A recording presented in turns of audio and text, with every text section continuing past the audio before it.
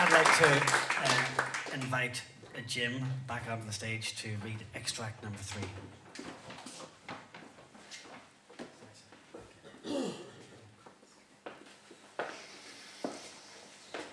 And this bit's about the Mahavishnu and their introduction to America.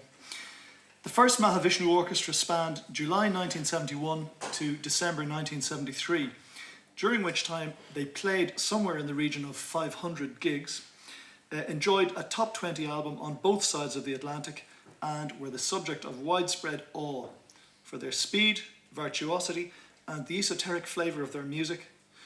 For John McLaughlin, the key element in the music was its spiritual purpose.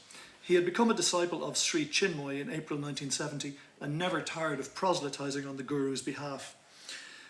I noticed some difference in the music I played before I became a disciple and the music I play now, John mused early in 1972. When I play now, I think of Sri Chinmoy. I think of my music now as an offering to God, the master musician, the soul of music. I'm just trying to reach him by letting myself be his instrument. It is difficult to verbalise the experience of the person of McLaughlin, observed one interviewer 3 months later. As man and artist, he radiates that characteristically awesome presence of the self-determined spirit. Yet at the same time, McLaughlin expresses a rarefied innocence, the illuminating esprit that is beyond explication. His verbal communication is similar to his musical communication, observed another. In both, he is concerned with a statement. There is no rambling. He starts with an idea and he develops it. There is a beginning and an ending, an aura of simplicity. Perhaps the most compelling observation came from Ian MacDonald at the NME. The man is so assured and direct, he told his readers, that I have no recollection of him blinking during the whole hour we spoke. To the record-buying, concert-going public of the early 1970s, the substantial coverage given to John McLaughlin as the face and voice of the Mahavishnu Orchestra and his serene demeanour on stage fueled a general fascination with the man. His extraordinary virtuosity and his band's extraordinary music spoke for itself, but his commanding, otherworldly personality and the spiritual commitment behind it all not only added weight and portent to the music, but conversely suggested that such singular accomplishments were achievable by all and sundry through the path being espoused. Mahavishnu John McLaughlin was not a man on a table-topping weekend in Bognor. He was deadly serious. I've played rhythm and blues, free jazz and rock, but I don't feel that way anymore, he declared. I'm not a jazz musician, I'm not a rock musician, I'm just a musician, that's all. I'm a musician for non-musicians. I'm the ears of humanity. I listen on behalf of humanity. John was on a mission from God.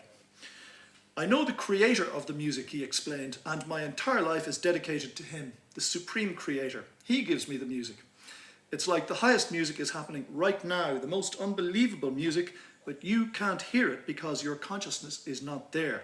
It needs me as a musician to manifest itself on earth.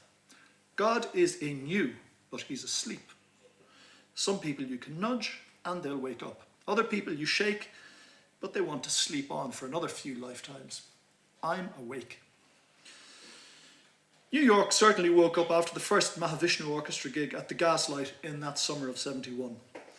The band had been booked for 1 week, they were kept on for 3. After 2 shows at the city's Beacon Theatre, supporting the Steve Miller Band and Cannonball Adderley, came their first radio spot on a local FM station, broadcast live from the Jabberwocky Club in Syracuse. After that, a series of dates around New York State and the East Coast, supporting Blue Oyster Cult and the Byrds. The response was immediate and enormous. A December 29, 1971 date at Carnegie Hall, supporting soft rock hippie harmonies act It's a Beautiful Day, marked the end of a phase 1 which had surprised everyone involved. The first notes of the music made the audience literally jump, recalled one writer present at the show. Roaring, vibrating rock. The violin, guitar and piano all playing like lightning in the same high range. Billy Cobham playing so fast that you can't see his arms.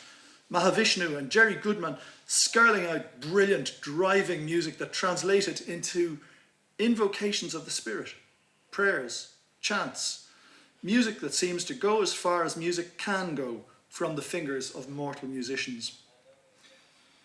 They received 5 standing ovations during their set, observed another writer. By the middle of It's a Beautiful Day's act, the once full house was half empty. Take a Beatles album, said John a few days later.